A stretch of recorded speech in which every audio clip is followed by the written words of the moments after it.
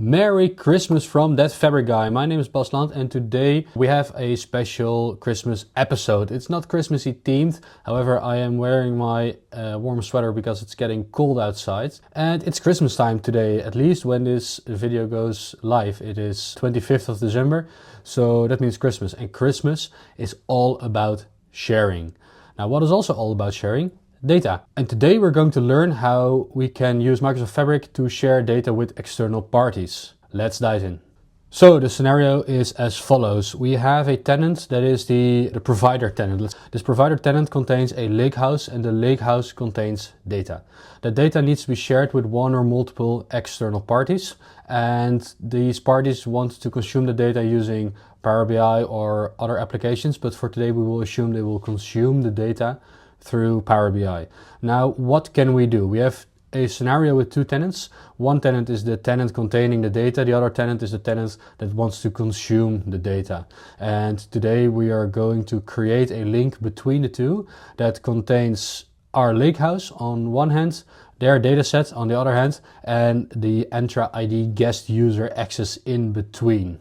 There are a few things that we need to be aware of. In this video I'm going to show you how to set this up using import mode functionality. And import mode means there is a copy of data on their tenant, on the consuming tenant. Okay, so we need to keep in mind they are copying data out of the provider lakehouse into the consumption semantic model in Power BI. That is one thing to be aware of, and we need to be very strict about row level security, or maybe having a customer specific lakehouse that they can read data out of. That is very important, but while keeping that in mind, let's dive into my laptop and see what we need to set up. We are here at my laptop and we see two web browsers side by side. On the left side, the green one is my Kimura tenant. It's the Fabric environment for the company that I work for called Kimura. On the right hand side, right now in dark mode, we see the Azure portal of the KDF2.io tenant, which is also a tenant by my company Kimura, but it's an external tenant that we use for testing purposes and so on. So we have two tenants in here, and let's start with the tenant on the right, the KDF2.io. We will assume today that KDF2 will be the provider tenant. So this tenant is the one that contains the actual data. Now there's a few things in here that we need to configure. The first is we need to have a guest user on our tenant. It should be a user in the consuming tenant, and they are to become a guest user in the provider tenant. So what we have right here on the screen is a guest user called Bas Land. That's my name. Kimura, which is the company that this user originates from. And this is a member, it says. However, it is actually a guest user. How can we see that? The user type is member, but it is a guest. Yeah, we can see that this was originated as a guest user. One, because the user principal name is bas_kimura.nl. Kimura.nl is the primary domain for the Kimura tenant. Also, we see that the email is bas@kimura.nl, and then we have a nickname that says #ext, which basically means this is an external user. Now, what you need to do is you need to add all the users that are going to consume data to your own tenants. You need to invite them as guest users. And what I've done is I've put the user type from guest to member. They are still an external user, but they get member rights instead of guest rights. This is not something you necessarily need to configure, right? So a guest user is perfectly fine for now. All right, now going back into the Entra ID for KDF2, what we have here are security groups. And we have a group in this case called KDF2 developers.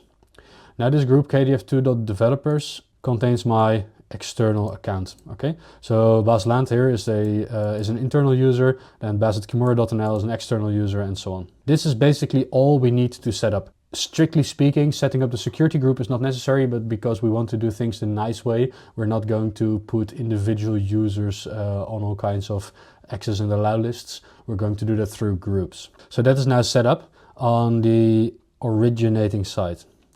Now what we have to do on the same originating side is go into Microsoft Fabric.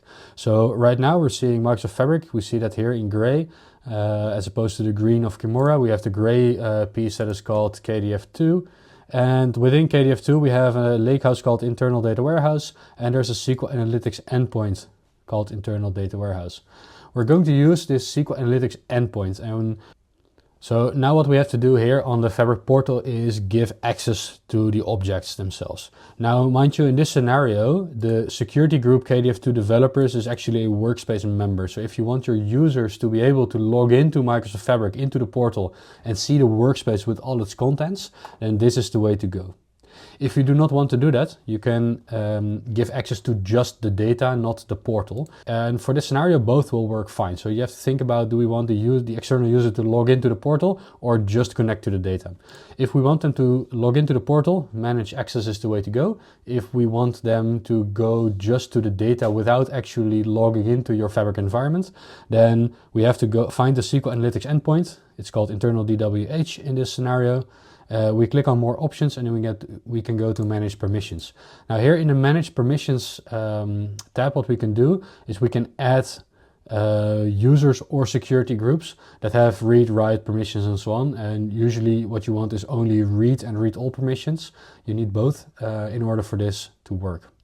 Okay, so in the end, how this external data share works is we have access to the SQL Analytics endpoint so that a user can query that SQL endpoint. And whether that goes directly through the endpoint or through the workspace, that doesn't really matter.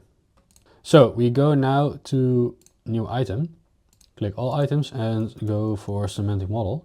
We create a new semantic model by clicking on get data. We look for SQL, and whether we pick SQL Server database or Azure SQL database, it doesn't matter. It's the same connection. And from here, we are going to put in the server name. We go to the right side of the screen where we see internal data warehouse, and we go to copy SQL connection string. When doing that, we get this connection string. We can copy it. We can go to the left side of the screen again, and we paste. You see that this connection string ends at datawarehouse.fabric.microsoft.com, and this means that we're looking at a SQL Analytics endpoint. And this is basically the server that we are working with. Now, we have to create a new connection in here, and what you just saw on the screen was something from testing that was still in the way. There is no connection to this server name at this moment, and let's call this external demo. We're not going to use a gateway, and we're going to put in organizational account. Now, from here, we see that basetkimura.nl is indeed the organizational account that we want to use. We click on next. And we get an invalid credentials error. I don't know why, but if we now click on switch account, we do not switch, but we click on the basetkimura.nl account. And we click next again. That right now we indeed have created this external connection. Why we have to do that twice, I'm not sure. Probably there is some kind of cookie or anything like that it has to be set. But anyways, we now have a connection. Now, mind you, on the right side of the screen, we see that our lakehouse is called internal DWH, internal data warehouse. We have not put internal data warehouse in the connection string, yet Power BI semantic models on the left side in the Kimura tenant knows that internal data warehouse is a database on that SQL Server endpoint. And if we open this, we can indeed find all the tables that we have in that lakehouse. Now I will put in a simple one that we can use without showing any actual data, which is probably our unit of measure table from the ERP system. We click on transform data, and we can select multiple tables, of course. And now from here we have our Power Query in the browser that we know how to work with. And we click on create a semantic model only. We name the semantic model external data, or just call it external demo. Click on create. And here we are in the semantic model. It took a while to save.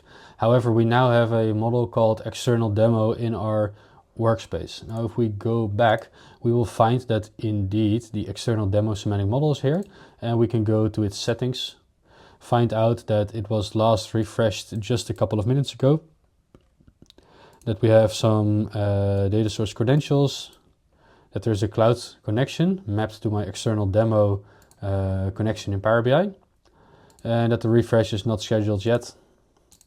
Data connections and so on are not there. This is now a fully functioning semantic model that we can use on the external tenant. So the data can now be copied from the KDF tenant into the Kimura tenant, or more conceptually speaking, from the provider tenant on the right side of the screen to the consuming tenant on the left side of the screen. So to recap, we have the scenario where a provider has data in their own Fabric environment, in their own lakehouse, and they want to share that with one or multiple external tenants, consumption tenants.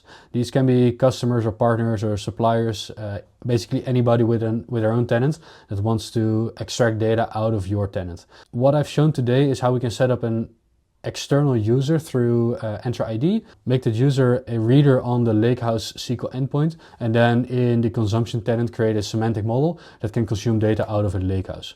Mind you, the users in the external tenants are going to copy data from your tenant to their tenant, so we have to make sure that the lakehouse that we give them access to is locked down and contains only the data that they are allowed to see. Also, there are more ways to externally share data in Power BI. This was just one of the things that we see in practice and that we think are interesting to share with you guys. Now, if you like this video and if you want to see more videos like this, every week on Thursday I publish a new video on Microsoft Fabric with tips and tricks like this one. So if you want to see more, like this video and please subscribe to my channel. Really, you should subscribe, because that way YouTube knows that you like it and that you will get pushed the new episodes when they come out. Thank you so much and see you next week.